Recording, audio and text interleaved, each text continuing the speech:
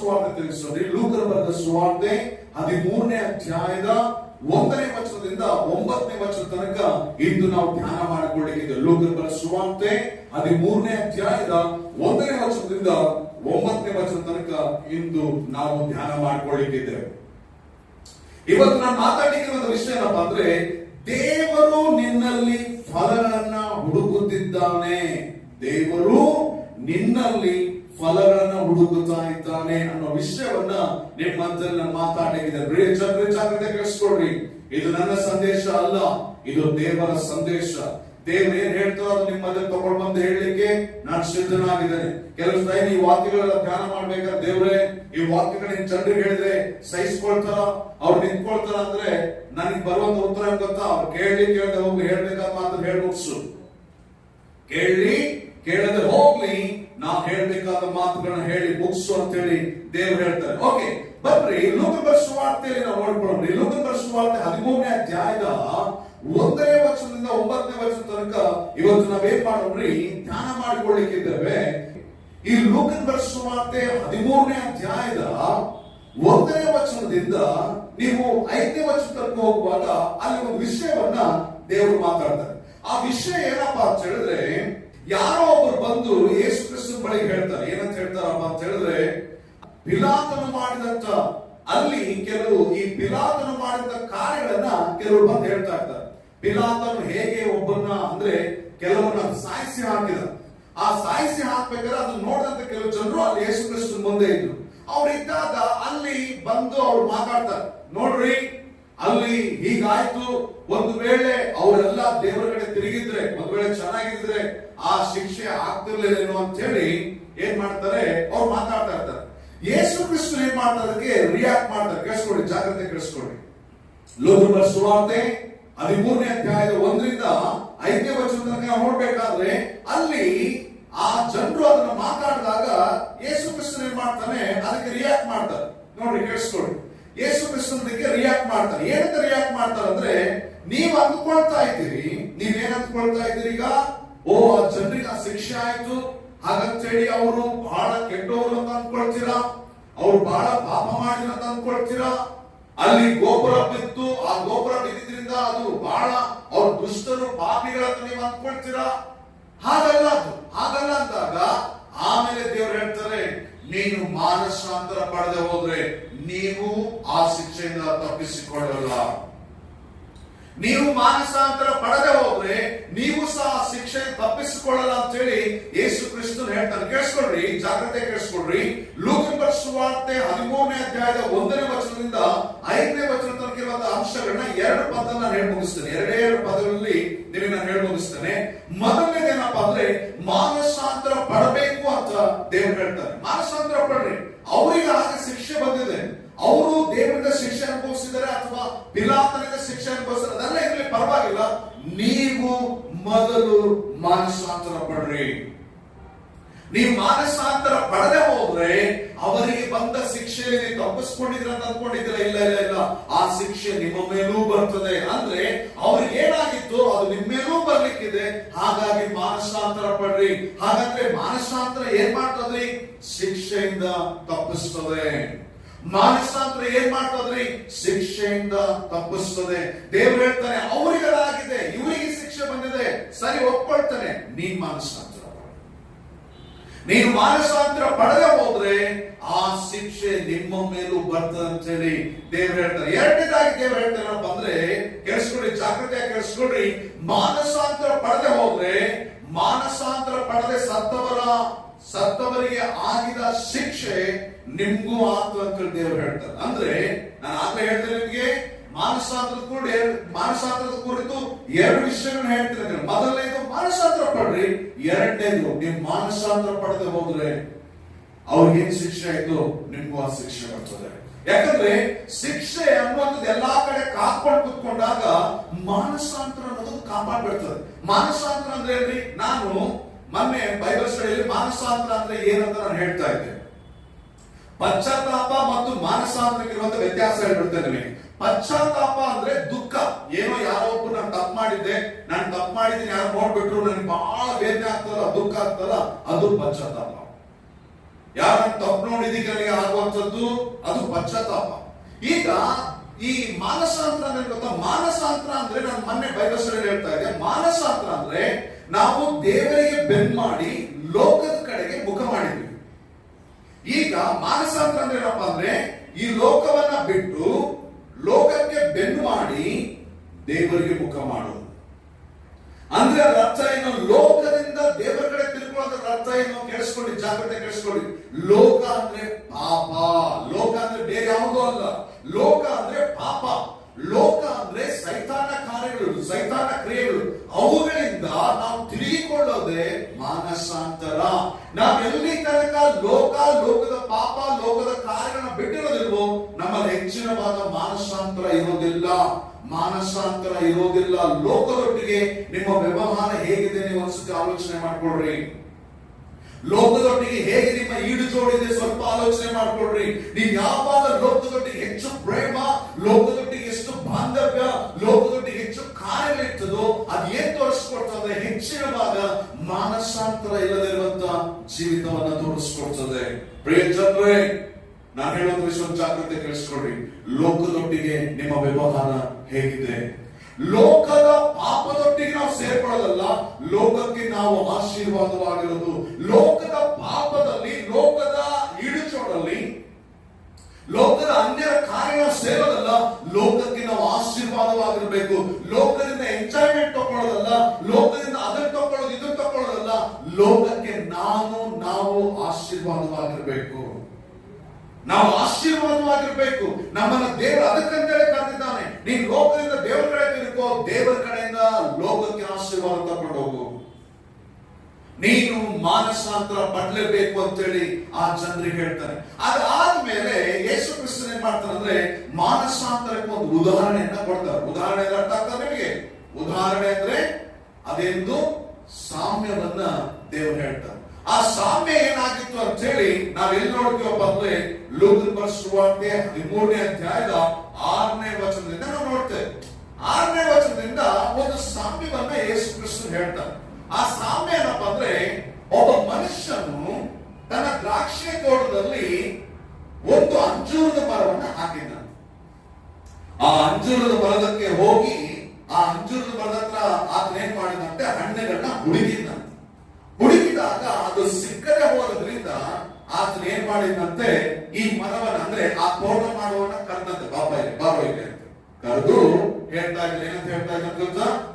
ನೀನು ಈ ಮರವನ್ನ ಕಡಿದು ಹಾಕು. ಯಾಕೆ ಈ ಮರ ದೊಡ್ಡಾಗಿರ್ಬೇಕು ಭೂಮಿ ಮೇಲೆ, ಇದು ಫಲ ಬಿಡ್ತಾ ಇಲ್ವಲ್ಲ, ಹಾಗಾಗಿ ಇದನ್ನ ಕಡ್ದಾಕು ಅಂತ ಹೇಳಿದಾಗ ಆ ಸೇವಕನು ಹೇಳ್ತಾನೆ, ಅಲ್ಲ ಒಡೆಯನೇ, ಇಲ್ಲಿ ತನಕ ನೋಡಿದ್ವಿ, 3 ವರ್ಷಗಳ ಕಾಲ ನೋಡಿದ್ಯಾ, ಇನ್ನು ಸ್ವಲ್ಪ ಕಾಲ ನೋಡೋಣ. ಇನ್ನು ಸ್ವಲ್ಪ ಕಾಲ ನೋಡಿ ಅಲ್ಲಿ ಏನ್ ಮಾಡೋಣ, ಅಲ್ಲಿ ಸ್ವಲ್ಪ ಗೊಬ್ಬರ ಹಾಕೋದು ಅಥವಾ ಸುತ್ತು ಕುಣಿ ಮಾಡೋದು, ಅಲ್ಲಿ ನೀರು ಹಾಕೋದು, ಏನೋ ಮಾಡಿ ಮತ್ತೆ ಏನಾದ್ರೂ ಅದು ಫಲ ಕೊಡ್ತದೇನೋ ನೋಡೋಣ.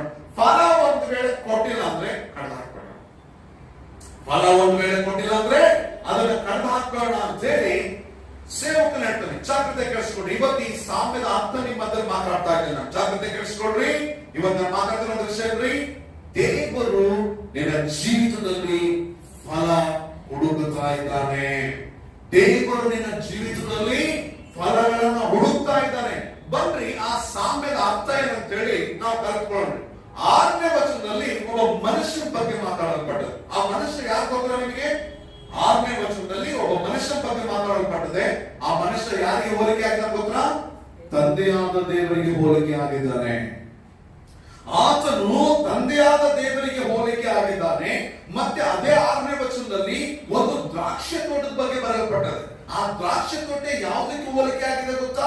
ಆ ದ್ರಾಕ್ಷಿಯ ತೋಟ ಇಸ್ರಾಯೇಲ್ಗೆ ಹೋಲಿಕೆ ಆಗಿದೆ. ಆ ಮನುಷ್ಯ ದೇವರಿಗೆ ಹೋಲಿಕೆ ಆಗಿದ್ದಾನೆ.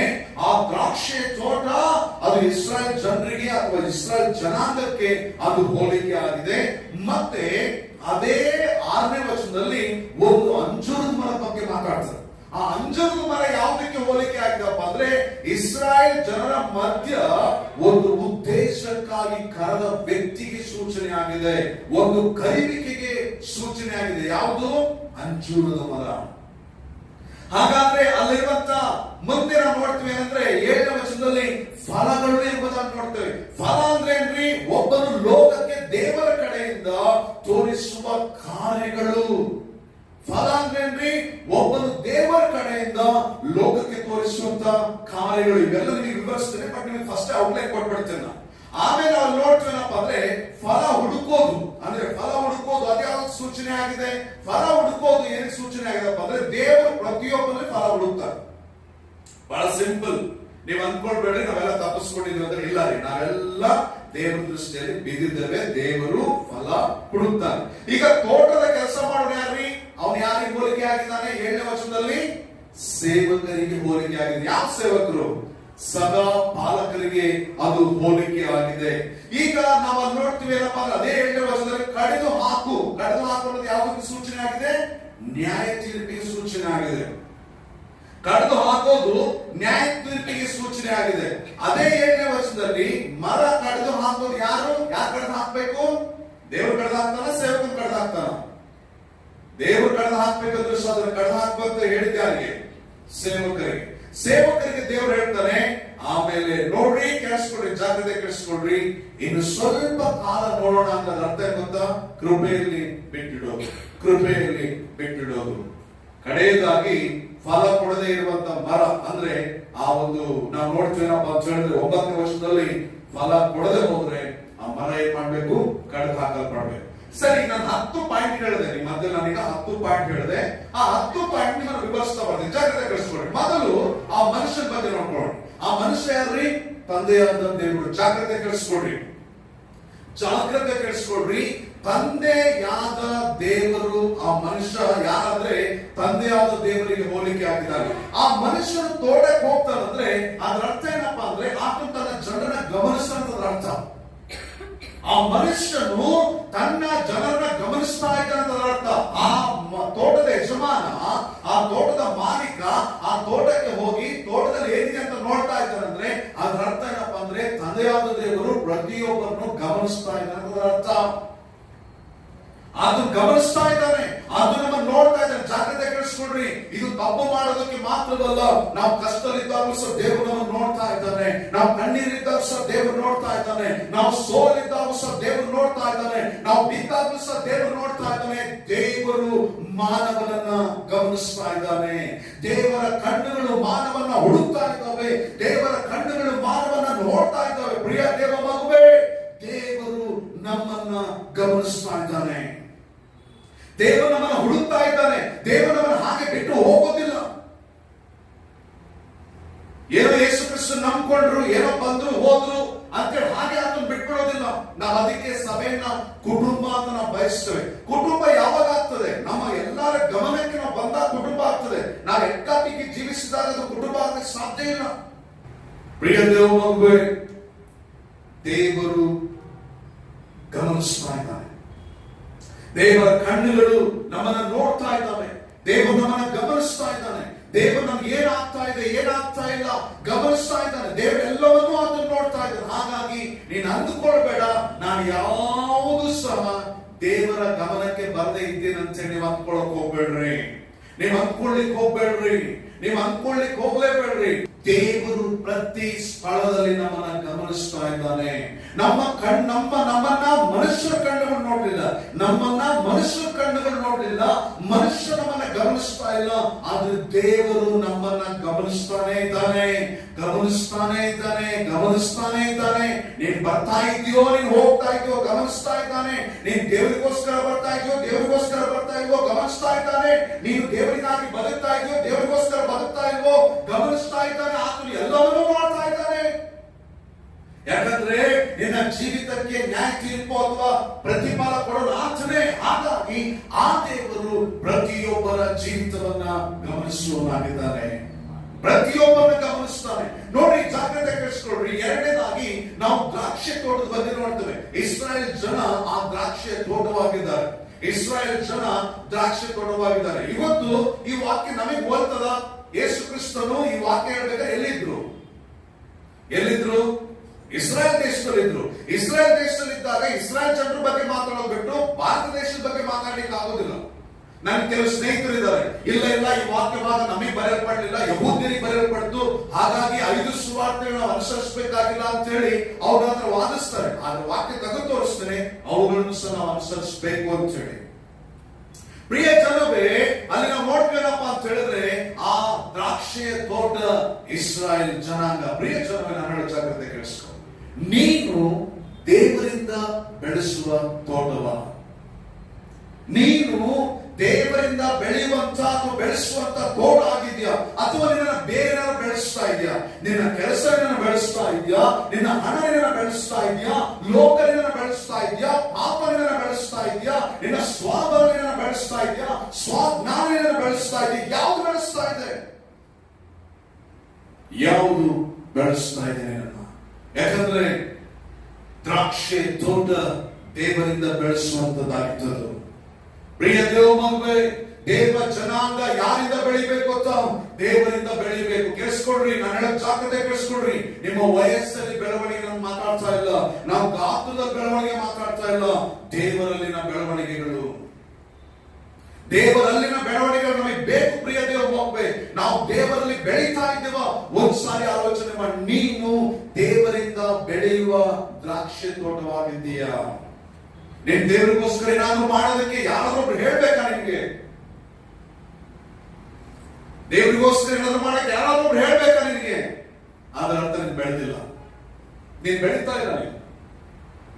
ನೀನು ದೇವರಿಗಾಗಿ ದೇವರ ಸಂದೇಶ ಬರೋದಕ್ಕೂ ಯಾರೋ ಒಬ್ರು ನಿನಗೆ ಹೇಳ್ಬೇಕಾ? ಬೈಬಲ್ ಓದೋದಕ್ಕೂ ನಿಮಗೆ ಯಾರು ಹೇಳ್ಬೇಕಾ? ಪ್ರಾರ್ಥನೆ ಮಾಡೋದಕ್ಕೂ ನಿಮಗೆ ಯಾರು ಹೇಳ್ಬೇಕಾ? ದೇವರಿಗೋಸ್ಕರ ಜೀವಿಸೋಕ್ಕೂ ನಿಮಗೆ ಯಾರು ಹೇಳ್ಬೇಕಾ? ನೀವು ಸುವಾರ್ತೆ ಸಾರೋದಕ್ಕೂ ಯಾರೋ ಒಬ್ರು ಹೇಳ್ಬೇಕಾ? ದೇವರಿಗಾಗಿ ಬದುಕೋಕ್ಕೂ ನಿಮಗೆ ಯಾರು ಹೇಳ್ಬೇಕಾ?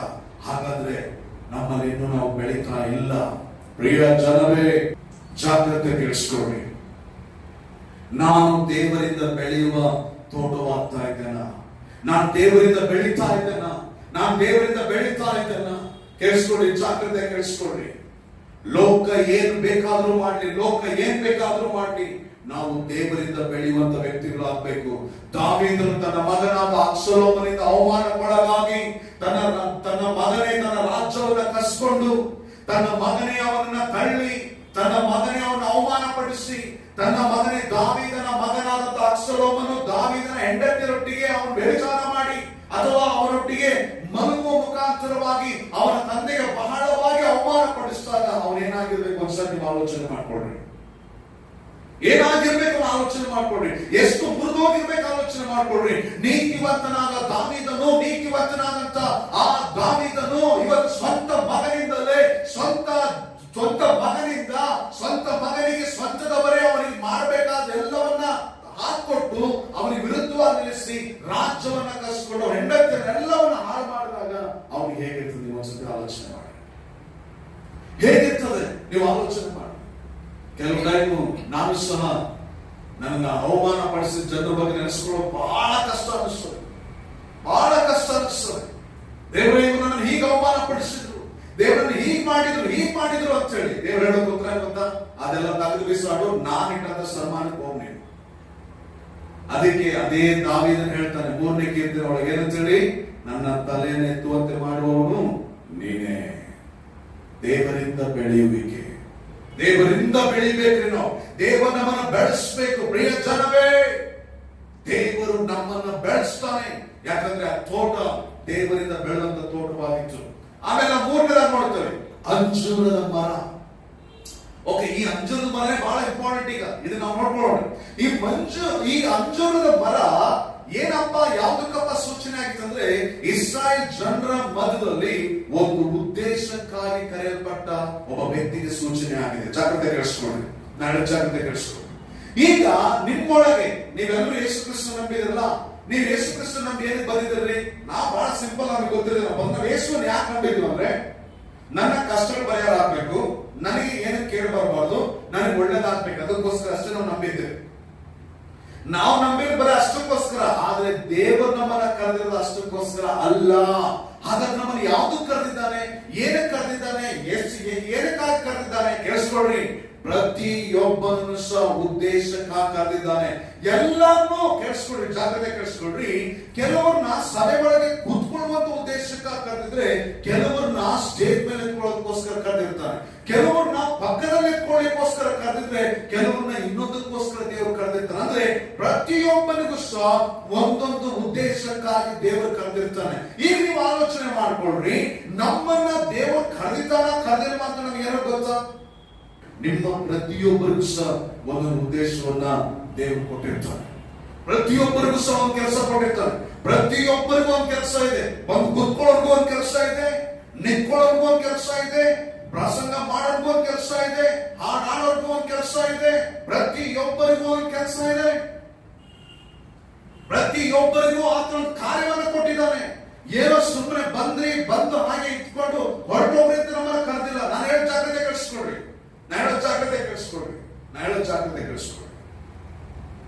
ಹೇಗೋ ಸುಮ್ಮನೆ ಬಂದು ಹಾಗೆ ಹೊರಟೋಗ್ಬೇಕಂತ ನಮ್ಮನ್ನ ದೇವರು ಕರೆದಿಲ್ಲ.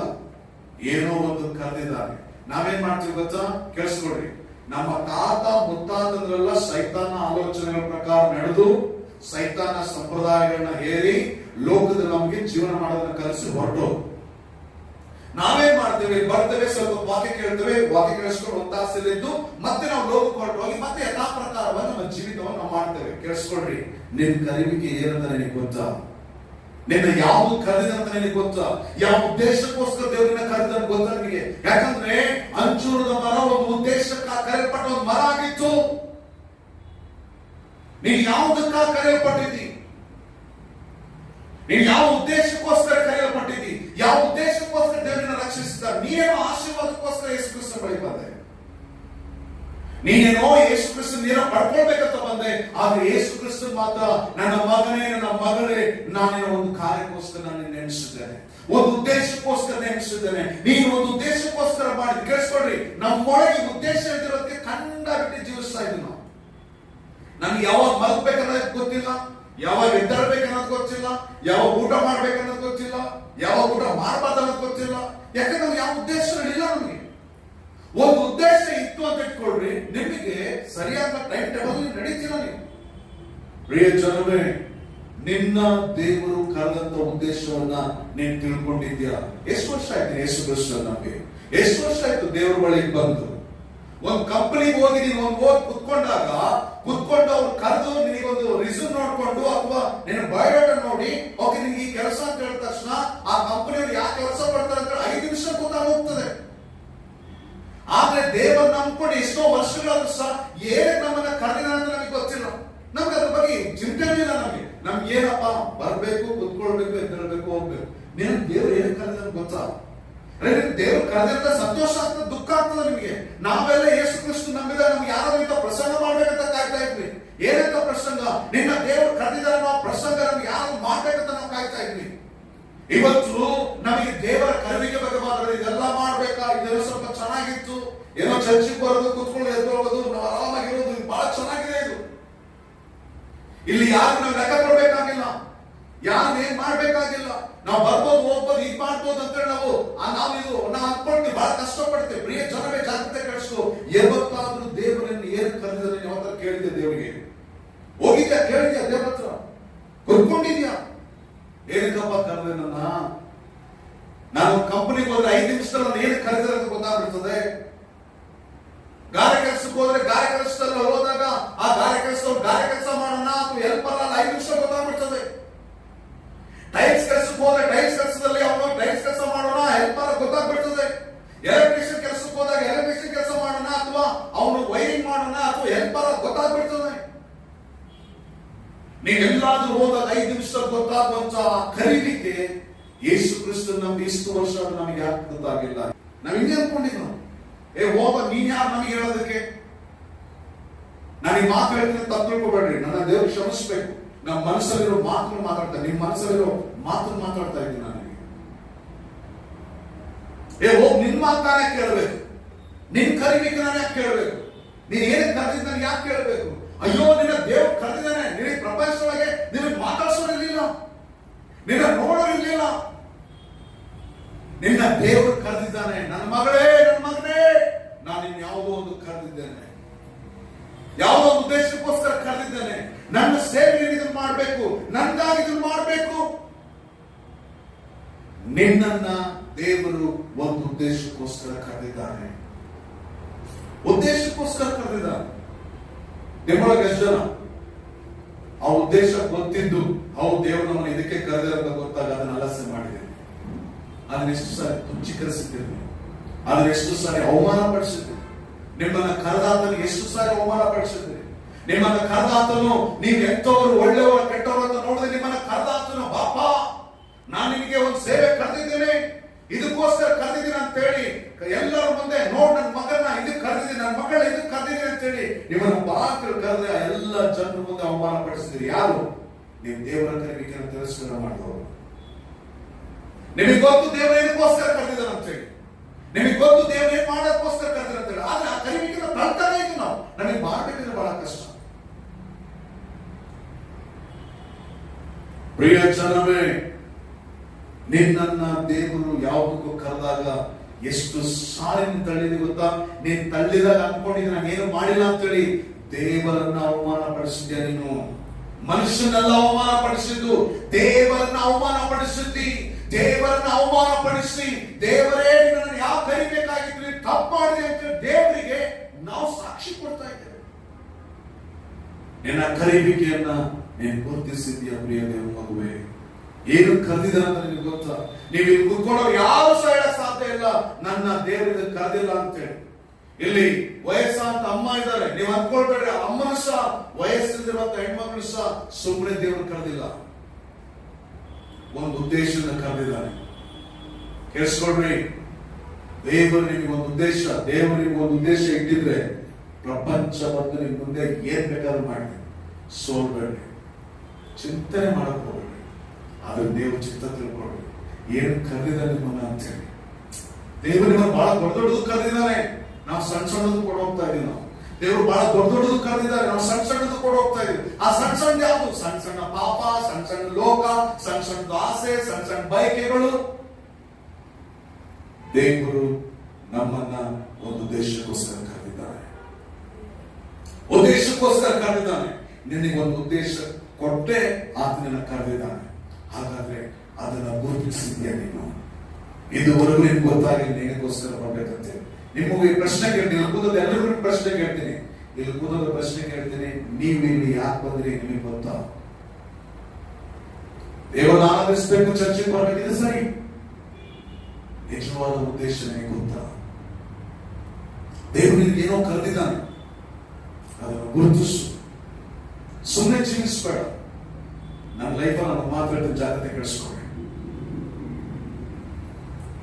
ನನ್ಗೆ ದೇವರ ಚಿತ್ತ, ದೇವರನ್ನ ಕರೆದ ಅಂತ ಹೇಳಿದಾಗ ನನ್ಗೆ ಪೊಲೀಸ್ ಕೆಲಸ ಮಾಡೋ ರೀತಿಯಲ್ಲಿ ಇತ್ತು.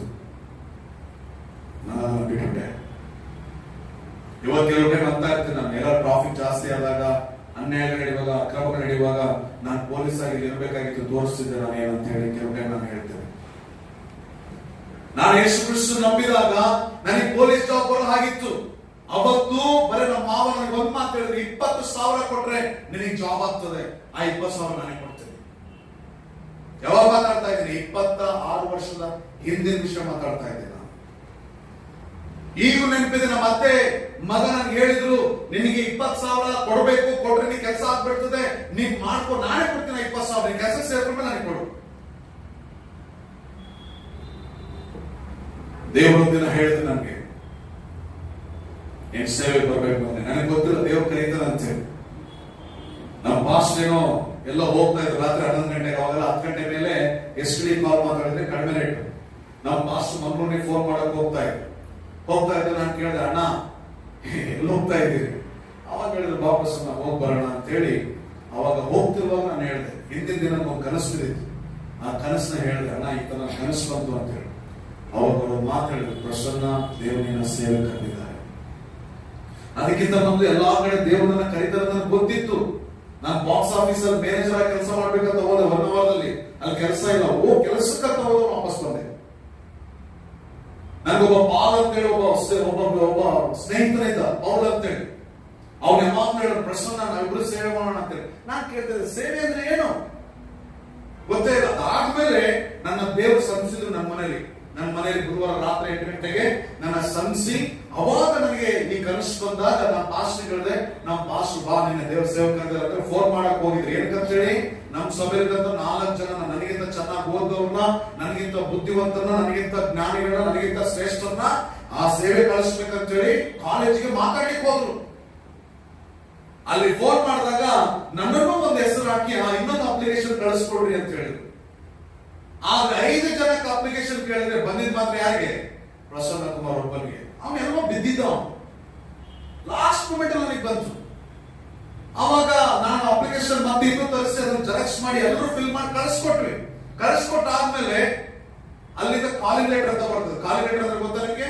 ನೀವು ಬರ್ಬೇಕು ಅಂತ ಒಂದು ಲೆಟರ್ ಬರ್ಬೇಕು, ಬಂದನ್ನ ಹೋಗಕ್ ಸಾಧ್ಯ. ನಾವು ಹಾಕಿದ 5 ಜನಕ್ಕೆ ಬಂದಿದ್ದ ಯಾರಿಗೆ ಗೊತ್ತಾ? ನಾನು ಒಬ್ಬನಿಗೆ. ಅವರಿಗೆ 4 ಜನಕ್ಕೂ ಬಂದಿಲ್ಲ. ಇವತ್ತು 4 ಜನ ಲೋಕದಲ್ಲಿದ್ದಾರೆ. ಇವತ್ತು ಅವ್ರದ್ರಲ್ಲಿ ಒಂದು 2-3 ದೇವರೊಳಗೆ ಇಲ್ಲ, ದೇವರನ್ನು ಬಿಟ್ಟು ಅನ್ಯ ದೇವರಲ್ಲಿ ಹೋಗ್ಬಿಟ್ರು. ಇವತ್ತು ನಾವು ಸೇವಕ ನಾನು ನಿಂತ್ಕೊಂಡಿದ್ದೆ. ಕೇಳಿಸ್ಕೊಳ್ರಿ, ಅವತ್ತಿಂದ ಇವತ್ತಿನವರೆಗೂ ಯೇಸು ಕ್ರಿಸ್ತ ನಂಬ್ಕೊಂಡು ಸೇವೆಗೆ ಬಂದಾಗ ಫಸ್ಟ್ ದಿನವೇ ನನ್ನ ಜೇಬಲಿಂದ ಹಣ ಕಳ್ತನ ಆಯ್ತು. 1 ವರ್ಷ ಪೂರ್ತಿ ಬರೀ 110 ರೂಪಾಯಿ ಬದುಕಿದ್ದೇನೆ. ಹಾಕೊಳ್ಳೋದ್ ಬಟ್ಟೆ ಇಲ್ಲ, ಒಂದೇ ಪ್ಯಾಂಟ್, ಒಂದೇ ಶರ್ಟ್, ಶೇವ್ ಮಾಡ್ಕೊಳ್ಳೋದ್ ಬ್ಲೇಡ್ ಇಲ್ಲ, ಸ್ನಾನಕ್ಕೆ ಸೋಪ್ ಇಲ್ಲ, ತಲೆಗೆ ಶಾಂಪು ಇಲ್ಲ. ವರ್ಷ ಜೀವನ ಮಾಡಿದೆ. ವರ್ಷ ಆದ್ಮೇಲೆ ದೇವರು ನನ್ನ ಸೇವೆ ಕರ್ಕೊಂಡು ಬಂದ್ರು. ಇವತ್ತಿನವರೆಗೂ ಜಾಗ್ರತೆ ಕಳಿಸ್ಕೊಡ್ರಿ. ಇವತ್ತು ಕರ್ತನ ಮುಂದೆ ಬಿದ್ಕೊಂಡೇ ಇದ್ದೀನಿ. ಯಾರು ನನ್ನ ಹತ್ರ ಬರ್ಲಿ, ಯಾರು ನನ್ನ ಹತ್ರ ಬರದೆ ಹೋಗ್ಲಿ, ಯಾರು ನನ್ನ ಹತ್ರ ಇರ್ಲಿ, ಯಾರಿಂದ ಹೋಗ್ಲಿ, ತೊಂದರೆ ಇಲ್ಲ. ಇವತ್ತಿನವರೆಗೂ ಕರೆಯುವಿಕೆ ಒಳಗಿದ್ದೀನಿ. ಇವತ್ತಿನವರೆಗೂ ನಾನು ಸೇವೆ ಬೇಡ ಅಂತ ಅಂದ್ಕೊಂಡು, ನನ್ನ ಸೇವೆ ಬೇಡ, ಈ ಜನರಿಗೆ ವಾಕ್ಯ ಹೇಳಬಾರ್ದು, ಈ ಜನರಿಗೆ ನನ್ನ ಮಾತು ಹೇಳಬಾರ್ದು, ನನ್ನ ಸುವಾರ್ತೆ ನನ್ನಿಂದ ಯಾವುದು ಹೋಗ್ಬಾರ್ದು ಅಂತ ಅಂದ್ಕೊಂಡವನು ದೇವರು ಮತ್ತೆ ತಿರುಗಿ ಕರ್ಕೊಂಡು ಬಂದ. ಯಾಕೆ ಗೊತ್ತಾ? ನಾನು ಅಷ್ಟು ಗಾಯಪಟ್ಟಿದ್ದೆ. ಮತ್ತೆ ಕರ್ಕೊಂಡು ಬಂದು ಒಂದೇ ಮಾತು ದೇವರು ಹೇಳಿದ್ರು. ಒಂದು ಮಾತಿಗೆ ಅಡ್ಡ ಬಿದ್ದು ಬಂದ್ಬಿಟ್ಟೆ. ನಾನು ಒಂದೇ ಮಾತು ಬಂದ್ಬಿಡ ಪ್ರಶ್ನೆ ಅಂದ್ರು, ಬಂದ್ಬಿಟ್ಟೆ ಅಷ್ಟೇ. ಈ ಸ್ಥಳ ಮಾಡ್ಬೇಕಾದ್ರೆ, ಈ ಸ್ಥಳ ಮಾಡೋಣ ಮತ್ತೆ ದುಡ್ಡಿದ್ದು ಅಂತ ಅಂದ್ಕೊಂಡಿದ್ರ ನೀವು? ಇಲ್ಲ ರೀ, ಇದೇ ಜಾಗದಲ್ಲಿ ನಿಂತ್ಕೊಂಡು ನಾವೆಲ್ಲರೂ ಪ್ರಾರ್ಥನೆ ಮಾಡಿದ್ವಿ. ನಾವು ಫಸ್ಟ್ ದಿನ ಬಂದಾಗ ಇದೇ ಜಾಗದಲ್ಲಿ ನಿಂತ್ಕೊಂಡು ಪ್ರಾರ್ಥನೆ ಮಾಡಿದ್ವಿ. ಬರ್ರಿ ಪ್ರಾರ್ಥನೆ ಮಾಡೋಣ, ದೇವ್ರ ಸಹಾಯ ಮಾಡ್ತಾರೆ. ಪ್ರಾರ್ಥನೆ ಮಾಡುವಾಗ ದೇವ್ರು ಹೇಳಿದ್ರು, ನೀನ್ ಮಾಡು ಅಂತ ಹೇಳಿ. ನಾನು ಇಲ್ಲ ಅಂತ ಒಂದು ಮಾತಿನ ತೆಗಿಲಿಲ್ಲ. ದೇವ್ರು ಏನ್ ಹೇಳಿರೋದನ್ನು ಮಾಡೋದು. ಅಂದ್ರೆ ದೇವರ ಕರಿವಿಕೆ ಅಂತ ಬಂದಾಗ ಹುಚ್ಚರು ಆಗ್ಬಿಡ್ಬೇಕು ನಾವು. ದೇವರ ಕರಿವಿಕೆ ಅಂತ ಬಂದಾಗ, ದೇವರಿಗೋಸ್ಕರ ಏನಾದ್ರು ಮಾಡ್ಬೇಕು ಅನ್ನೋದು ಬಂದಾಗ ನಾವು ಹುಚ್ಚರಾಗ್ಬಿಡ್ಬೇಕು. ಯಾಕಂದ್ರೆ ಪ್ರತಿಯೊಬ್ಬನನ್ನು ಸಹ ಒಂದೊಂದು ಉದ್ದೇಶಕ್ಕೋಸ್ಕರ ಕರೆದಿರ್ತಾನೆ. ನಿನ್ನನ್ನು ದೇವರು ಒಂದು ಉದ್ದೇಶಕ್ಕೋಸ್ಕರ ಕರೆದಾಗ ನೀನು ಅದನ್ನು ಮಾಡಲೇಬೇಕು. ಮುಂದಿನ ವಾಕ್ಯಕ್ಕೆ ಬನ್ರಿ. ನಾವಲ್ಲಿ ನೋಡ್ತೀವಿ, ಅಂಜೂರದ ಮರ ಆದ್ಮೇಲೆ ಆ 7ನೇ ವಚನಕ್ಕೆ ಬಂದಾಗ ಅಲ್ಲಿ ಫಲಗಳ ಬಗ್ಗೆ ಮಾತಾಡ್ತದೆ. ಜಾಗ್ರತೆ ಕಳಿಸ್ಕೊಡಿ. 6ನೇ ವಚನ ಯಾರಾದ್ರೂ ಒಬ್ರು ಸ್ಪಷ್ಟವಾಗಿ ಓದ್ರಿ. 6ನೇ ವಚನ ಒಬ್ರು ಸ್ಪಷ್ಟವಾಗಿ ಓದ್ರಿ. ಆತನು ಈ ಸಾಮ್ಯವನ್ನು ಕೂಡ ಹೇಳಿದನು. ಒಬ್ಬನೊಬ್ಬ ಮನುಷ್ಯನಿಗೆ ತನ್ನ ದ್ರಾಕ್ಷಿ ತೋಟದಲ್ಲಿ ನೆಡಲ್ಪಟ್ಟಿದ್ದ ಒಂದು ಅಂಜೂರದ ಮರವಿತ್ತು. ಅವನು ಬಂದು ಅದರಲ್ಲಿ ಫಲವನ್ನು ಹುಡುಕಿದಾಗ ಒಂದು ಸಿಕ್ಕಲಿಲ್ಲ. ಸರಿ, ಅಲ್ಲಿ ಫಲಗಳು ಅಂತೇಳಿ ಮಾತಾಡ್ತದೆ. ಜಾಗ್ರತೆ ಕಳಿಸ್ಕೊಡ್ರಿ. ಫಲಗಳು ಅಂತ ಮಾತಾಡ್ತದೆ. ಜಾಗ್ರತೆ ಕಳಿಸ್ಕೊಡ್ರಿ. ಫಲಗಳು ಅಂತ ಮಾತಾಡುವಾಗ ಅದನ್ನ ಯಾರು ಬಂದು ಹುಡುಕಿದ್ರಂತ್ರಿ? ಯಾರು ಬಂದು ಹುಡುಕಿದ್ರಂತೆ? ದೇವ್ರು. ಈಗ ನಿಮ್ಮ ಹತ್ರ ಬರ್ತೀನಿ, ನಾನೇ ದೇವರಾಗಿ ಬರ್ತೀನಿ ನಿಮ್ಮ ಹತ್ರ. ನಿಮ್ಮ ಹೃದಯದಲ್ಲಿ ಬಂದು ಹುಡುಕ್ತೀನಿ ನಾನು. ದೇವರು ಹುಡುಕ್ತಾನೆ. ಕೆಲವು ಟೈಮ್ ನಾವು ದೇವ್ರಿಗೋಸ್ಕರ ಇಟ್ಕೊಳ್ಳೋದು ನೀನೇನ್ ಹೇಳೋದು ಅಂತ ನಾವು ಅಂದ್ಕೊಳ್ತೀವಿ. ಎಷ್ಟೋ ಜನ ಮಾಡಿದ್ದಾರೆ. ನೀವೇನಪ್ಪ ನಮ್ಗೆ ಹೇಳೋದು? ನಮ್ಮ ಮನ ಬಂದಂಗೆ ಬದುಕು, ಮನ ಬಂದಂಗೆ ಜೀವಿಸ್ತೇವೆ ಅಂತ ಕೆಲವರು ಹೇಳ್ತಾರೆ. ಈಗ ದೇವರು ಬಂದು ನಿಮ್ಮ ಹೃದಯದ ಹತ್ರ ಏನ್ ನೋಡ್ತಾರಂತ್ರಿ? ಈಗ ದೇವರು ನಿಮ್ಮನ್ನು ನೋಡ್ತಾರಂದ್ರೆ ದೇವರಿಗೆ ಉತ್ತರ ಕೊಡ್ತೀರಿ. ನೀವು ಹೇಳಿ ನೋಡಿ. ದೇವರು ನಿಮ್ಮ ಹತ್ರ ಬಂದು ನೋಡ್ತಾ ಇದ್ದಾನಂದ್ರೆ ಏನು ಉತ್ತರ ದೇವರಿಗೆ ಕೊಡ್ತೀರಿ? ದೇವರು ಹುಡುಕಿದ್ದಂತೆ, ದೇವರು ಬಂದು ಹುಡುಕಿದ್ದಂತೆ. ನನಗೆ ಆಶ್ಚರ್ಯ ಅನಿಸಿದ್ದೇನೆಂದ್ರೆ ಈ ಮಾತು ನಿನ್ನೆ ನನಗೆ ಒಂಥರ ನನಗೆ ತಾಕಿದ ಹಾಗೆ ಅನಿಸ್ಬಿಡ್ತು. ಏನಂತ ಹೇಳಿದ್ರೆ, ಈ ಸಂದೇಶ ಮಾತಾಡ್ಬೇಕಂತ ಹೇಳಿ ದೇವ್ರು 4 ವಾರದಿಂದನೇ ಹೇಳಿದ್ರು ನನಗೆ ಇವತ್ತು ಬಂದಿದ್ದ ಸಂದೇಶ ಅಲ್ಲ. ಬಟ್ ರಾತ್ರಿ ನಾನು ಅದು ಕುತ್ಕೊಂಡು ಸಂದೇಶ ಪ್ರಿಪೇರ್ ಮಾಡ್ತಿದ್ದಾಗ ದೇವರು ಬಂದು ಹುಡುಕ್ತಾರಂದ್ರೆ ನನ್ನನ್ನು ಹುಡುಕುವಾಗ ನನ್ನೊಳಗೆ ಏನಿದೆ? ನೀವೀಗ ಆಲೋಚನೆ ಮಾಡ್ರಿ. ನಿಮ್ ಹೃದಯದೊಳಗೆ ಯಾವ ಯಾವ ಯಾವ ಫಲ ಇದೆ? ಅಂಜೂರದ ಫಲ ಇದೆಯಾ? ದ್ರಾಕ್ಷೆ ಫಲ ಇದೆಯಾ? ಬೇವಿನ ಫಲ ಇದೆಯಾ? ಮಾವಿನ ಫಲ ಇದೆಯಾ? ಯಾವ ಫಲ ಇದೆ? ಯಾಕಂದ್ರೆ ವಾಕ್ಯ ಹೇಳ್ತದೆ ಆತನ ಬಂದು ನೋಡ್ತಾರಂತೆ. ಆತನ ಬಂದು ನೋಡ್ತಾರಂತೆ. ಈಗ ನೀವು ಹೇಳ್ರಿ, ಈಗ ನಾನು ಮಾತಾಡ್ತಿರುವಾಗ ದೇವರು ನಿಮ್ಮನ್ನು ಕೇಳುವಂತ ವಿಷಯ, ನಾನು ನಿಮ್ಮ ಹೃದಯ ಹತ್ರ ಬಂದು ನಿಮ್ಮ ಹೃದಯಗಳನ್ನ ನೋಡಿ ಫಲಗಳನ್ನು ಕೇಳ್ತಾ ಇದ್ದೀನಿ ಅಂತ ದೇವರು ಹೇಳ್ತಾ ಇದ್ದಾರೆ. ನೀವು ಯಾವ ಫಲವನ್ನ ದೇವರಿಗೆ ಕೊಡ್ತೀರಿ? ಯಾವುದಿದೆ ಅಂತ ದೇವರಿಗೆ ಕೊಡ್ತೀರಿ? ಫಲ ಅಂದ್ರೆ ಗೊತ್ತರ ನಿಮ್ಗೆ? ಗೊತ್ತರ ಫಲ ಅಂದ್ರೆ ಏನಂತ ಹೇಳಿ? ಗೊತ್ತರ ನಿಮ್ಗೆ ಫಲ ಅಂದ್ರೆ ಏನಂತ ಹೇಳಿ? 10 ವರ್ಷ 20 ವರ್ಷ ಯೇಸು ಕ್ರಿಸ್ತನ ನಂಬದ ಫಲ ಅಂದ್ರೆ, ವಂಶಗಳು ಕ್ರಿಶ್ಚಿಯನ್ ಬದುಕದ ಫಲ ಅಂದ್ರೆ ಏನ್ರಿ? ಫಲ ಅಂದ್ರೆ ನಾನು ಆಗ್ಲೇ ಹೇಳಿದೆ, ಒಬ್ಬನ ಲೋಕಕ್ಕೆ ದೇವರ ಕಡೆಯಿಂದ ತೋರಿಸುವ ಕಾರ್ಯಗಳು. ಒಬ್ಬನು ದೇವರ ಕಡೆಯಿಂದ ಲೋಕಕ್ಕೆ ತೋರಿಸುವ ಕಾರ್ಯಗಳು, ಇದು ಫಲ. ಹಾಗಾದ್ರೆ ನಿನ್ನೊಳಗೆ ಇವತ್ತು ಯಾವ ಫಲ ಇದೆ? ಪ್ರಿಯ ಜನವೇ, ಜಾಗ್ರತೆ ಕೇಳಿಸ್ಕೊ. ನೀನ್ ಯಾರು ಬೇಕಾದ್ರೂ ಆಗಿರ್ಬೋದು, ನಿನ್ ಜೀವನದೊಳಗೆ ದೇವರ ಫಲ. ನಾವು 10 ವರ್ಷದ ವಿಶ್ವಾಸನ, 20 ವರ್ಷದ ವಿಶ್ವಾಸನ ಇದು ಬರಲ್ಲ, ನಮ್ಮ ಕೆಲಸ ಬರಲ್ಲ. ಯಾಕಂದ್ರೆ ಪರಲೋಕದಲ್ಲಿ ನಮಗೆ ಎಣಿಕೆ ಆಗೋದು, ಪರಲೋಕದಲ್ಲಿ ನಮಗೆ ಕೇಳೋದು ಯಾವುದನ್ನ ಕೇಳ್ತಾರೆ ಗೊತ್ತಾ? ನೀನು ನನ್ಗಾಗಿ ಏನ್ ಮಾಡ್ದಪ್ಪ, ನೀನು ಹೇಗೆ ಜೀವಿಸಿದಪ್ಪ, ಇದನ್ನ ಕೇಳ್ತಾರೆ. ಬಿಟ್ರೆ ನೀನ್ ಎಷ್ಟು ವರ್ಷದಿಂದ ಜೀವಿಸಿದ ಕೇಳಲ್ಲ. ಬೈಬಲ್ ಅದೆಲ್ಲೂ ಇಲ್ಲ. ಬೈಬಲ್ ಹೇಳುವಂತ ವಿಷಯ, ಅವನವನ ಕ್ರಿಯೆಗಳಿಗೆ ತಕ್ಕ ಹಾಗೆ ಆತ ಏನ್ ಮಾಡ್ತಾನಂತೆ? ಪ್ರತಿಫಲ ಕೊಡ್ತಾನೆ. ನಮ್ಮ ಕ್ರಿಯೆಗಳನ್ನ ಕೇಳ್ತಾನ. ಹಾಗಾದ್ರೆ ಅಲ್ಲಿ ನಾವು ಕ್ರಿಯೆಗಳಿಗೆ ಫಲ ಲೆಕ್ಕ ಕೊಡ್ಬೇಕಾದವರಾದ್ರಿಂದ ಇಲ್ಲಿ ಇವತ್ತು ಕೇಳ್ತಾ ಇಲ್ಲಿನ ಫಲಗಳಿದಾವಪ್ಪ ಅಂತ ಹೇಳಿದ್ರೆ, ಹಾಗಾದ್ರೆ ಇವತ್ತು ಫಲಗಳಿದ್ದಾವ? ನೀನ್ ದೇವರಿಗೋಸ್ಕರ ಏನ್ ಮಾಡ್ತಾ ಇದ್ದೀವಿ? ದೇವರಿಂದ ಲೋಕಕ್ಕೆ ಏನ್ ಮಾಡ್ತಾ ಇದ್ದೀವಿ? 2 ವಿಷಯಗಳು ಮಾಡ್ಬೇಕು, ಜಾಗ್ರತೆ ಕೇಳಿಸ್ಕೊಳ್ರಿ. 2 ವಿಷಯ ನಿಮ್ಮ ಲೈಫ್ ಅಲ್ಲಿ ಇರಬೇಕು. ಒಂದೇದು ಆತ್ಮಿಕ ಕಾರ್ಯ, ಎರಡನೇದು ಆಶೀರ್ವಾದದ ಕಾರ್ಯ. ಈ 2 ಕಾರ್ಯ ನೀನ್ ಲೋಕಕ್ಕೆ ತೋರಿಸಲೇಬೇಕು, ನೀನ್ ಲೋಕಕ್ಕೆ ಕೊಡ್ಲೇಬೇಕು. ಇದೇ ಫಲ. ಬೈಬಲ್ ಅಲ್ಲಿ ಫಲಗಳು ಅಂತ ಮಾತಾಡುವಾಗ ಪವಿತ್ರಾತ್ಮನ ಫಲಗಳಿದ್ದಾವೆ. ಹಳೆ ಒಡಂಬಡಿಕೆಯಲ್ಲಿ ಅಂಜೂರದ ಫಲಗಳಿದ್ದಾವೆ, ಹಳೆ ಒಡಂಬಡಿಕೆಯಲ್ಲಿ ದ್ರಾಕ್ಷಿ ಫಲಗಳಿದ್ದಾವೆ, ಹಳೆ ಒಡಂಬಡಿಕೆಯಲ್ಲಿ ನಾವು ನೋಡ್ತೀವಪ್ಪ ಅಂತ ಹೇಳಿದ್ರೆ ಅವನು ದಾಳಿಂಬರ ಫಲಗಳಿದ್ದಾವೆ. ಇಲ್ಲಿ ಹೇಳ್ತಿರುವಂತದ್ದು ನಿನ್ನ ಆತ್ಮಿಕ ಫಲ, ನಿನ್ನ ಆಶೀರ್ವಾದ ಫಲ. ಯಾವುದು ತೋರಿಸ್ತಾ ಇದೆ? ಫಲ. ದೇವರು ಫಲ ಹುಡುಕ್ತಾ ಇದ್ದಾನೆ, ದೇವರು ಹುಡುಕ್ತಾ ಇದ್ದಾನೆ, ದೇವರು ಹುಡುಕ್ತಾ ಇದ್ದಾನೆ. ನಾವು ಅಂದ್ಕೊಳ್ತೀವಿ ನಾವು ಚರ್ಚಿಗೆ ಹೋಗ್ತಾ ಇದ್ದೇವೆ, ನಾವು ಅಂದ್ಕೊಳ್ತೀವಿ ಬೈಬಲ್ ಹಿಡ್ಕೊಂಡು ಹೋಗ್ತಾ ಇದ್ದೇವೆ, ನಾವು ಅಂದ್ಕೊಳ್ತೀವಿ ಇಷ್ಟು ವರ್ಷದ ದೇವ್ರು ನಂಬ್ಕೊಂಡಿದ್ದೇವೆ, ನಾವು ಅಂದ್ಕೊಳ್ತೀವಿ ಇಷ್ಟು ವರ್ಷದ ನಾವು ಹೇಗಿದ್ದೇವೆ. ಅರೆ ದೇವ್ರು ಕೇಳ್ತಾರೆ, ನೀವು ಯಾವ ಚರ್ಚಿಗೆ ಹೋಗ್ತೀವಿ? ಯೇಸು ಕ್ರಿಸ್ತ ನಂಬೋದ್ರಿಂದ ಪರಲೋಕ ಹೋಗ್ತೀವಿ ನಾವು, ಯಾವ್ದೋ ಚರ್ಚಿಂದ ಪರಲೋಕ ಹೋಗಲ್ಲ. ಕೆಲವೆಲ್ಲ ಮಾತಾಡ್ತಾರೆ, ಇವರು ಪರಲೋಕಕ್ಕೆ ಹೋಗಲ್ಲ ಅಂತ ಹೇಳಿ ಯಾಕಷ್ಟು ಸರಳವಾಗಿ ಮಾತಾಡ್ತಾರೆ ಅರ್ಥ ಆಗಿಲ್ಲ ನನಗೆ. ಇದು ಯಾರು ನಮ್ಮ ಬಹಳ ಪ್ರೀತಿ ಮಾಡೋದು ಸೇವಕರು ಸಹ ಹಾಗೆ ಮಾತಾಡ್ತಾರೆ. ಇವ್ರು ಪರಲೋಕಕ್ಕೆ ಹೋಗಲ್ಲಪ್ಪ ಅಂದ್ರೆ, ಪರಲೋಕಕ್ಕೆ ಹೋಗಲ್ಲಪ್ಪ ಅಂತೇಳಿ ಯಾಕೆ ಹೇಳ್ತಾರೆ? ಇವ್ರಿಗೆ ಇಷ್ಟವಾದ ಅವ್ರು ಮಾತಾಡಲ್ಲ, ಅವ್ರಿಗೆ ಇಷ್ಟವಾಗಿ ಇವ್ರು ಒಪ್ಕೊಳ್ಳಲ್ಲ, ಹಂಗಾಗ ಪರಲೋಕ ಹೋಗಲ್ಲ. ಅರೆ ನಿನ್ಗೆ ಇಷ್ಟವಾಗಿದ್ದು ಅವ್ರಿಗೆ ಇಷ್ಟವಾಗಿದ್ದು ನೀನ್ ಮಾತಾಡೋದು ಅವ್ರು ಮಾತಾಡೋ ಬದ್ದಕೈಲತ್ತಿ ಬಿಸಾಡು. ಯೇಸುವಿನ ನಾಮದಿಂದ ಅವನು ಪರಲೋಕ ಹೋಗ್ತಾನೆ. ಒಬ್ಬ ಚರ್ಚಿಗೆ ಬರೋದ್ರಿಂದ ಅಲ್ಲ. ಹಾಗಾದ್ರೆ ಚರ್ಚಿಗೆ ಬರಬಾರ್ದ? ಚರ್ಚಿಗೆ ಬರಬೇಕು, ನಿಯಮ ಅದು. ಬಾಪ್ತಿಸಮ ತಗೊಳ್ಬೇಕು, ಅದು ನಿಯಮ ಅದು. ನಾವು ದೇವರಿಗಾಗಿ ಜೀವಿಸಬೇಕು, ದೇವರ ನಿಯಮ ಅದು. ದೇವರಿಗೆ ಕಾಣಿಕೆ ಕೊಡಬಾರ್ದ, ಕೊಡಬೇಕು, ಅದು ನಿಯಮ ಅದು. ನಾವು ಸುವಾರ್ತೆ ಸಾರಬೇಕು, ನಿಯಮ ಅದು. ಪ್ರಿಯ ಜನವೇ, ಜಾಗ್ರತೆ ಕೇಳಿಸ್ಕೊಳ್ರಿ. ನಾನು ಹೇಳಿದ ಜಾಗ್ರತೆ ಕೇಳಿಸ್ಕೊಳ್ರಿ. ನಾವು ಈ ಕಾರ್ಯಗಳೆಲ್ಲ ಮಾಡ್ತಾ ಇದ್ದೀವಿ, ಮಿಕ್ಕ ಯಾವ ಫಲಗಳು ನಮ್ಮ ಜೀವನದೊಳಗೆ ಕಾಣಿಸ್ತಾ ಇಲ್ಲ.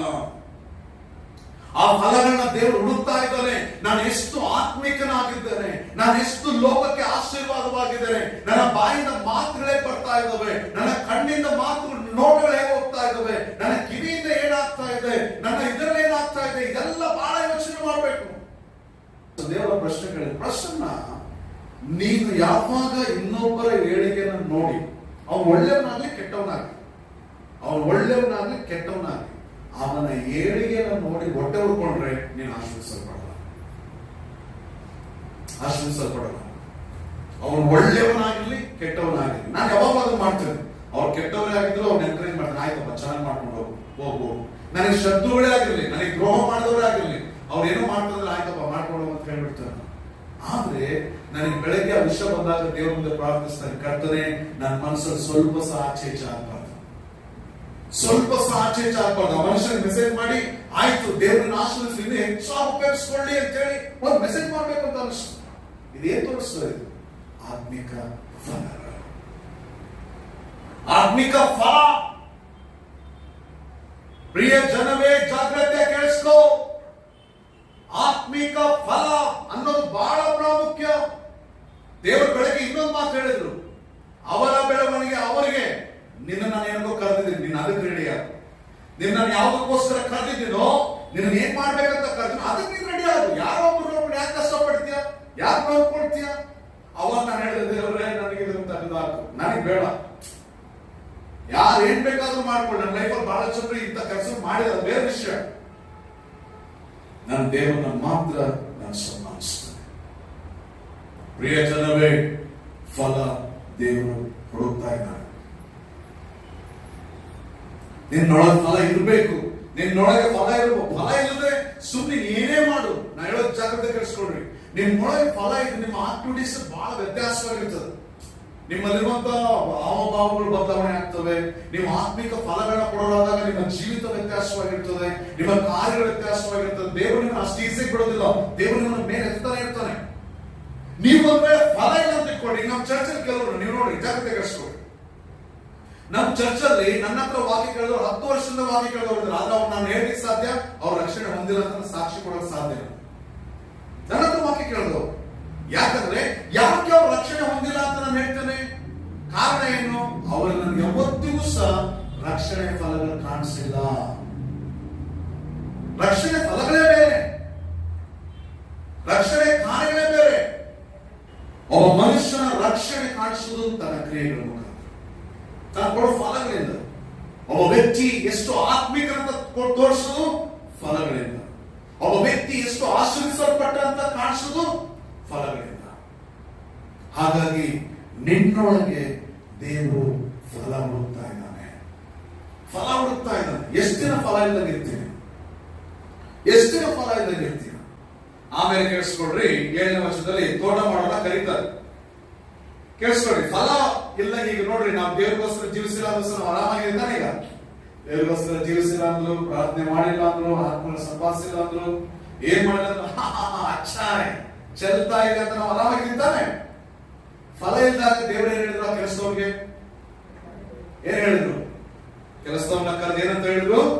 ಈ ಅಂಜೂರದ ಮರವನ್ನ ಕಡ್ದು ಹಾಕು.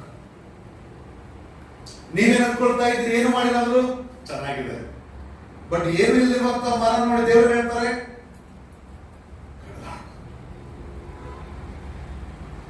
ಕಡ್ದು ಹಾಕು. ನಾನು ಆಮೇಲೆ ನಿಮ್ಗೆ ಮಾತಾಡ್ತೇನೆ. ತೋಟ ಮಾಡೋರಿ ಸೇವಕರಾದ್ಮೇಲೆ ಕಡ್ದು ಹಾಕು ಅಂತ ಹೇಳಿದಾಗ, ಯಾಕೆ ದೇವ್ರು ಕಡ್ದು ಹಾಕು ಅಂತ ಹೇಳಿದ್ರು ಗೊತ್ತಾ ನಿಮಗೆ? ಕಾರಣ ಗೊತ್ತಾ ನಿಮಗೆ? ಯಾಕೆ ಕಡ್ದು ಹಾಕಿದ್ರಪ್ಪ ಅಂದ್ರೆ, ಫಲ ಕೊಡದೆ ಇರೋದು ಈ ಲೋಕದಲ್ಲಿ ಇರಬಾರ್ದು ಎಂದು ದೇವರು ಬಯಸ್ತಾನೆ. ನೀನ್ ದೇವರನ್ನ ತೋರಿಸಲಿಲ್ಲ, ದೇವರ ಕಾರ್ಯ ತೋರಿಸಲಿಲ್ಲ, ದೇವರ ಆಶೀರ್ವಾದ ತೋರಿಸಲಿಲ್ಲ, ದೇವರ ಸಂಗತಿ ತೋರಿಸಲಿಲ್ಲ ಅಂದ್ರೆ ಈ ಲೋಕದೊಳಗೆ ನೀನು ಹಂಗಿದ್ದು ಏನೋ ಪ್ರಯೋಜನ ಇಲ್ಲ ಅಂತ ಬಯಸ್ತಾನೆ. ನಾ ಹೇಳೋ ಜಾಗ್ರತೆ ಕೇಳಿಸ್ಕೊಳ್ರಿ. ನಿಮ್ ಮಧ್ಯೆ ಬೇಕಾದ್ರೆ ಸುಳ್ಳು ಜನರಾಗಿರ್ಲಿ, ಸುಳ್ಳು ವಿಶ್ವಾಸರಾಗಿರ್ಲಿ, ದೇವರು ತೆಗೆದ್ಬಿಡ್ತಾನೆ. ನನ್ನ ಸೇವೆಯೊಳಗೆ ಇಷ್ಟು ವರ್ಷ ಬೇಕಾಯ್ತು ಆ ಸುಳ್ಳು ಜನರು ತೆಗೆಯೋದಕ್ಕೋಸ್ಕರ. ಇನ್ನೂ ಕೆಲವರೆಲ್ಲ ತೆಗಿಬೇಕು ದೇವರು, ಇನ್ನೂ ಎಲ್ಲ ಕೆಲವರೆಲ್ಲ ತೆಗಿಬೇಕು. ಅವರು ಸಹ ದೇವರು ತೆಗಿತಾನೆ. ನಾ ಹೇಳೋ ಜಾಗ್ರತೆ ಕೇಳಿಸ್ಕೊಳ್ರಿ. ಸುಳ್ಳು ವ್ಯಕ್ತಿಗಳು ಇವಾಗ ನಿಮ್ ಮಧ್ಯದಲ್ಲಿ ಇದ್ರು ಸಹ ಅವ್ರು ನಿಮಗೆ ದೂರ ಮಾಡ್ಬಿಡ್ತಾರೆ. ಅದು ಯಾರು ಬೇಕಾದ್ರೂ ಆಗಿರ್ಬೋದು. ಯಾಕಂದ್ರೆ ದೇವರಿಗೆ ಇಷ್ಟ ಇಲ್ಲ ಫಲ ಕೊಡದಿರುವಂತವ್ರು ಫಲ ಕೊಡುವಂತ ನಿಮ್ಮೊಟ್ಟಿಗೆ ಇಳಿಸೋಡಾಗೋದು. ಮತ್ತೆ ಇನ್ಯಾರು ಫಲ ಕೊಡ್ಬೇಕು? ಅಷ್ಟೇ, ನೀನ್ ಲೋಕಕ್ಕೆ ಫಲ ಕೊಡ್ಬೇಕು. ಲೋಕಕ್ಕಂದ್ರೆ ಏನು ಅರ್ಥ? ಲೋಕದಲ್ಲಿ ಹೋಗಿ ಜೀವನ ಮಾಡೋಣ, ಲೋಕದಲ್ಲಿ ಇರೋದು ಇಲ್ಲ ರೀ. ದೇವರ ಕಡೆಯಿಂದ ಲೋಕಕ್ಕೆ ಕೊಡೋ ನೀನು ಆತ್ಮಿಕತೆ ಕೊಡಬೇಕು. ದೇವರ ಕಡೆಯಿಂದ ನೀನು ಲೋಕಕ್ಕೆ ಹೋಗಿ ನೀನು ಲೋಕಕ್ಕೆ ಏನ್ ಮಾಡ್ಬೇಕು? ದೇವರ ಆಶೀರ್ವಾದ ತೋರಿಸ್ಬೇಕು. ನೀನು ಅಂತ ವಿಶ್ವಾಸಿ ಆಗ್ಬೇಕು. ಅದಕ್ಕೆ ದೇವ್ರ ಏನ್ ಮಾಡ್ತನಪ್ಪ ಅಂದ್ರೆ, ತನ್ನ ಸೇವಕನ ಕಡ್ದಾಕಪ್ಪ ಅಂದ್ರೆ, ಕಡ್ದಾಕ ಅಂದ್ರೆ ಅರ್ಥ ಏನು? ಇದು ವೇಸ್ಟ್ ಮಾಡಿದ್ರಿ? ಯಾಕೆ ವೇಸ್ಟ್ ಆಗಿರ್ಬೇಕು? ಈಗ ನೀವು ಆಲೋಚನೆ ಮಾಡಿ. ಈಗ ನೀವು ಆಲೋಚನೆ ಮಾಡಿ, ನಾವ್ ಎಷ್ಟು ಜನ ವೇಸ್ಟ್ ಆಗಿದ್ದೇವೆ? ಪಾಪ ಮರ 3 ವರ್ಷ ವೇಸ್ಟ್ ಆಗಿತ್ತು. ನಾವೆಷ್ಟು ವರ್ಷ? ಎಷ್ಟು ವರ್ಷ ವೇಸ್ಟ್ ಆಗಿದೆ? ಗಂಗೇಶ ಎಷ್ಟು ವರ್ಷ? ಎಷ್ಟು ವರ್ಷ ವೇಸ್ಟ್ ಆಗಿದೆ? ಎಷ್ಟು ವರ್ಷ ಪ್ರಜ? ಒಂದ್ಸತಿ ಯೋಚನೆ ಮಾಡಿ. ನೀವು ದೇವ್ರ ನೋಡ್ಕೊಂಡು ಎಷ್ಟು ವರ್ಷಗಳಾಯ್ತು? ಎಷ್ಟು ವರ್ಷ? ಆ ಮರ 3 ವರ್ಷ. ನಾವು ಫಲ ಇಲ್ಲದೆ ಎಷ್ಟೋ ವರ್ಷಗಳು ಕಳೆದ್ಬಿಟ್ಟಿದ್ವಿ. ನಾವು ವರ್ಷಗಳು ಚರ್ಚ್ ಚರ್ಚ್ ಅಲ್ಲೆಲ್ಲಿ ಪ್ರಯತ್ನ ನೋಡು. ಬೈಬಲ್ ಹೋಗ್ತೇವೆ. ಎಷ್ಟು ವರ್ಷ ಫಲಗಳಿದೆ ನಾವು ಕಳೆದ್ಬಿಟ್ವಿ. ನಾವು ರಾಜೇಶ ಹೇಳಪ್ಪ, ಎಷ್ಟು ವರ್ಷ ಆಯ್ತು ಫಲ ಎಲ್ಲ ಬರೋದಕ್ಕೆ ಸ್ಟಾರ್ಟ್ ಮಾಡಿ? ಅವಿತಾ, ಆ ಮರ ಬರೀ 3 ವರ್ಷದ್ದು, ನಾವೆಷ್ಟೋ ವರ್ಷಗಳು ಫಲ ಎಲ್ಲ ಬರೆದ್ಬಿಟ್ಟಿದ್ದೀವಿ. ಏನ್ ಪಾಸ್ಟ್ ಕರೆದು ಬೈತಾ ಇದ್ದಾರೆ ಅಂತ ಅನ್ಕೋತಾ ಇದ್ದೀರಾ?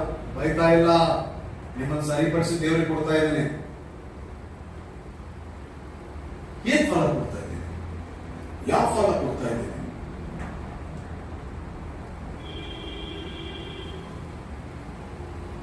ಆ ಮರ ಇರಬಾರ್ದು 3 ವರ್ಷಕ್ಕೆ ದೇವರು ಹೇಳಿದ್ರೆ ತೆಗೆದಾಕ್ಬಿಡಂತೆ. ನಾವಿನ್ನೂ ಬದುಕಿದ್ದೀವಿ, ದೇವರಿಗೆ ಸ್ತೋತ್ರ ಮಾಡಿ. ನಾವಿನ್ನೂ ಲೋಕದಲ್ಲಿ ದೇವರಿಗೆ ಸ್ತೋತ್ರ ಮಾಡಿ. ಪ್ರಸನ್ನ ಕುಮಾರ್ ಅಂತ ಅಯೋಗ್ಯ ಇನ್ನೂ ಲೋಕದಲ್ಲಿ ದೇವರಿಗೆ ಸ್ತೋತ್ರ ಮಾಡಿ. ಫಲ ಕೊಡದೇ ಇದ್ರು ಸಹ ಇನ್ನೂ ಬದುಕಿದ್ದಾನೆ, ದೇವರಿಗೆ ಸ್ತೋತ್ರ ಮಾಡ್ರಿ. ಯಾಕಂದ್ರೆ ಆ ಮರವನ್ನ ದೇವರು 3 ವರ್ಷ ಕಡೆ ಕೇಳಿದ. ಫಲ ಇಲ್ಲದ ಜೀವಿತ. ಆಮೇಲೆ ಸೇವಕರು ಏನ್ ಹೇಳ್ತಾರ್ರಿ? ಇನ್ನು ಸ್ವಲ್ಪ ಕಾಲ ನೋಡೋಣ, ಏನ್ ಮಾಡೋಣ? ಇನ್ನು ಸ್ವಲ್ಪ 8ನೇ ವರ್ಷಕ್ಕೆ ಬಂದಾಗ, ಆದರೆ ಆತನು ಅದರ ಸೇವಕರ ಪ್ರತ್ಯುತ್ತರವಾಗಿ ಆತನಿಗೆ, ಒಡೆಯನೇ, ನಾನು ಅದರ ಸುತ್ತಲೂ ಅಗೆದು ಗೊಬ್ಬರ ಹಾಕುವವರೆಗೆ ಈ ವರ್ಷವೂ ಇದನ್ನು ನೋಡೋಣ.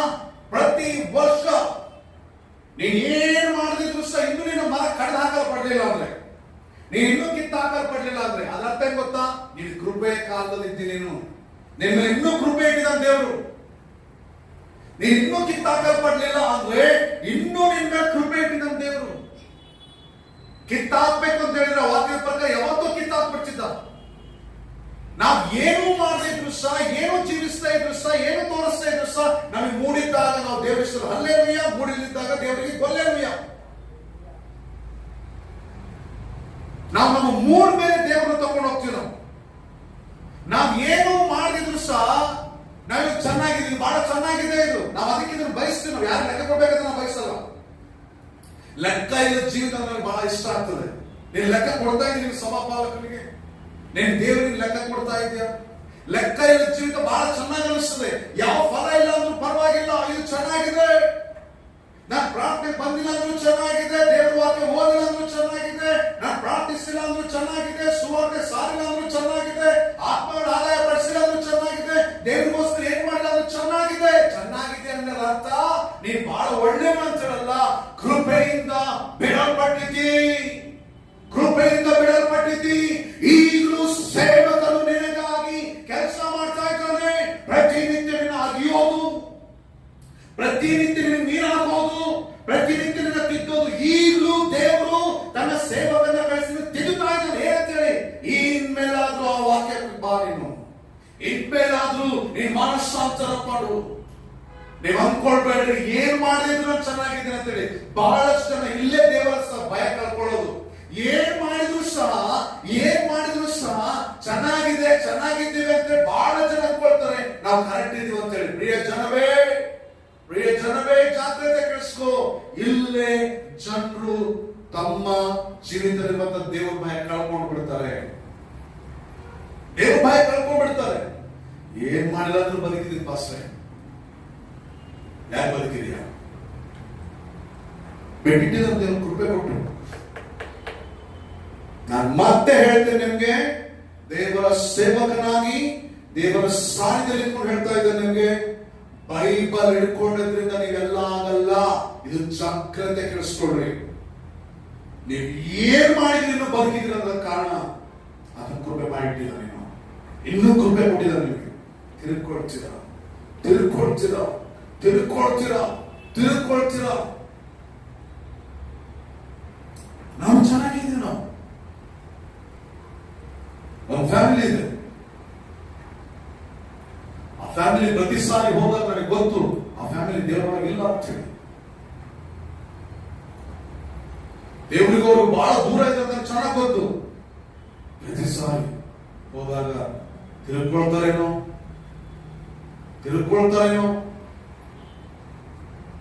ಅವ್ರಿಗೆಲ್ಲ ಬರ್ತದೆ, ದುಡ್ಡು ಬರ್ತದೆ, ಅದು ಬರ್ತದೆ, ಇದು ಬರ್ತದೆ, ಎಲ್ಲ ಬರ್ತದೆ. ಆದ್ರೆ ನನಗೆ ಗೊತ್ತದೆ ಎಲ್ಲಿಂದ ಬರ್ತದೆ ಅಂತ ಹೇಳಿ. ನೀನ್ ಕ್ರಿಸ್ತನಿಗಾಗಿ ಜೀವಿಸಿದೆ, ನೀನ್ ಕ್ರಿಸ್ತನಿಗಾಗಿ ಬದುಕಿದೆ, ನೀನ್ ಕ್ರಿಸ್ತನಿಗಾಗಿ ಏನು ಮಾಡಿದೆ, ನಿನಗೆ ಲಕ್ಷ ಕೋಟಿ ಬಂದ್ರು ಸಹ ನೀನ್ ನೆನಪಿಟ್ಕೋ, ಅದನ್ನ ದೇವರಿಗೆ ಅಲೋ ಮಾಡಲಿಲ್ಲ, ಸೈತಾನ್ಗೆ ಅಲೋ ಮಾಡಿದ್ದಾನೆ. ಯಾವತ್ತು ದೇವರ ಆಶೀರ್ವಾದ ದೇವರಿಗೆ ದೂರ ತಕೊಂಡು ಹೋಗಲ್ಲ. ದೇವರ ಆಶೀರ್ವಾದ ದೇವರ ಹತ್ರನೇ ತಗೊಂಡು ಬರ್ತೀಯ, ದೇವರ ಹತ್ರನೇ ತಗೊಂಡು ಬರ್ತದೆ. ನಾನು ಮೊನ್ನೆ ಎಲ್ಲೋ ಒಂದ್ ಕಡೆ ಹೋದಾಗ 3 ಬಟ್ಟೆಗಳು, ಸ್ವಲ್ಪ ದಿನಗಳ ಹಿಂದೆ 3 ಬಟ್ಟೆ ತಗೊಂಡ್ವಿ. ಆ ಬಟ್ಟೆ ತಗೊಂಡು ನನಗೆ ಮಾತು ಹೊರಡ್ಲಿಲ್ಲ. ದೇವರ ಹತ್ರ ಎಷ್ಟು ಸ್ತೋತ್ರ ಮಾಡಿದ್ರು ಕಡಿಮೆ.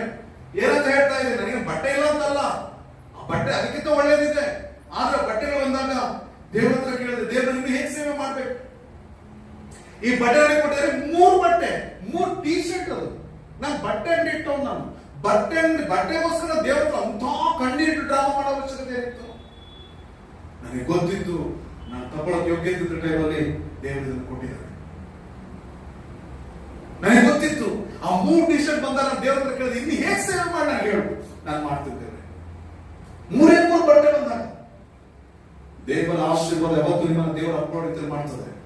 ಸೈತಾನ ಆಶೀರ್ವಾದ ಯಾವತ್ತು ನಿಮ್ಮನ್ನು ದೂರ ತಗೊಂಡು ಹೋಗ್ತಾ ಇರ್ತದೆ.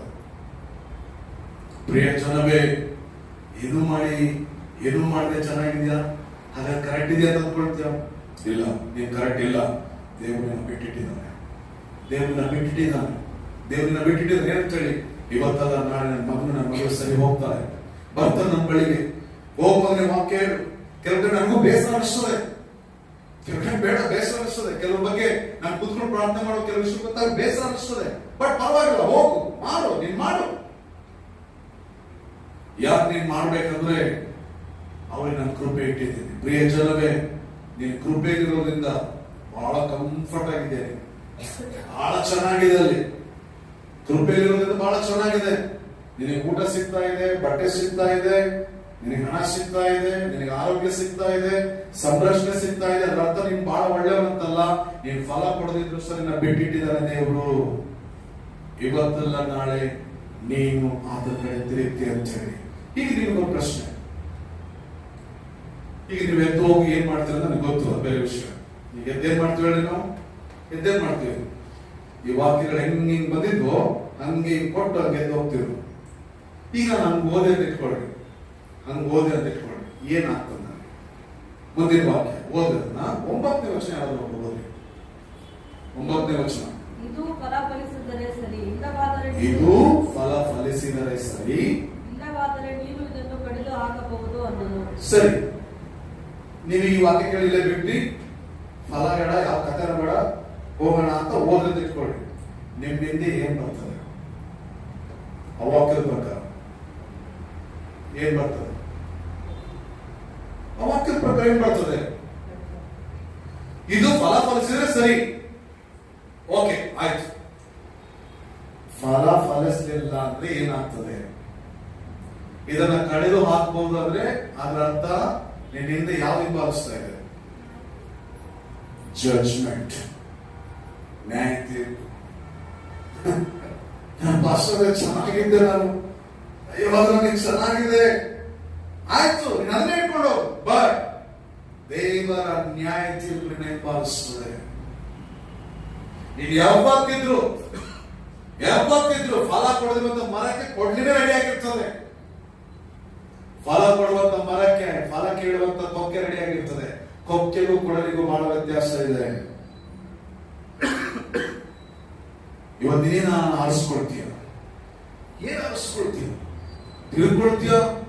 ದೇವ್ರ ನಿಗೋಸ್ಕರ ಏನಾದ್ರು ಮಾಡ್ತೀನಪ್ಪ, ನನ್ ರಕ್ಷಿಸಿದೆಯಲ್ಲ, ಅರೇ ದೇವ್ರ ಪ್ರಾಣ ಕೊಟ್ಬಿಟ್ಟಿದ್ರೆ ನಾವೇನಾದ್ರು ಸ್ವಲ್ಪ ಮಾಡೋದ್ರಿ, ಅದನ್ನ ಪರಲೋಕದಿಂದ ಬಂದ ಭೂಲೋಕಕ್ಕೆ ನಾವು ಏನಾದ್ರು ಮಾಡೋಣ, ಸ್ವಲ್ಪ ಆತನಿಗೋಸ್ಕರ ಏನಾದ್ರು ಮಾಡೋಣ. ಆತನಿಗಾಗಿ ಫಲ ಕೊಡೋಣ, ಆತನಿಗಾಗಿ ಫಲ ಕೊಡೋಣ. ಇಲ್ಲದೆ ಹೋದ್ರೆ ಕೇಳಿಸ್ಕೊಡ್ರಿ, ಜಾಗ್ರತೆ ಕೇಳಿಸ್ಕೊಡ್ರಿ, ಫಲ ಇಲ್ಲದೆ ಇರುವಂತ ಮರಕ್ಕೆ ಎಂದೆಂದಿಗೂ ನ್ಯಾಯ ತೀರ್ಪೆಂಬ ಕೊಡಲಿ ಸಿದ್ಧವಾಗಿ ಇರ್ತದೆ. ಅದಕ್ಕೆ ಆ ನ್ಯಾಯ ತೀರ್ಪು ಬಾರದ ಹಾಗೆ ನೀವು ದೇವರ ಹತ್ರ ಹೇಳಿ, ಕರ್ತನೇ ನಾನು ನಿನಗೋಸ್ಕರ ಫಲ ಕೊಡ್ತೇನೆ, ನಾನು ನಿನಗೋಸ್ಕರ ನಿಲ್ತೇನೆ, ನಿನಗೋಸ್ಕರ ಬಾಳ್ತೇನೆ, ನಿನಗೋಸ್ಕರ ಬದುಕ್ತೇನೆ, ನೀನ್ ನನ್ನವನು ನಾನ್ ನಿನ್ನವನು ಅಂತ ಹೇಳಿ ದೇವರೊಟ್ಟಿಗೆ ಒಪ್ಪಂದ ಮಾಡ್ಕೊಳ್ರಿ, ದೇವರಿಗೋಸ್ಕರ ಜೀವಿಸ್ರಿ. ದೇವರು ಖಂಡಿತವಾಗಿ ನಿಮ್ಮ ಜೀವಿತವನ್ನು ಆಸ್ವಾದಿಸುವವರಾಗಿದ್ದಾನೆ.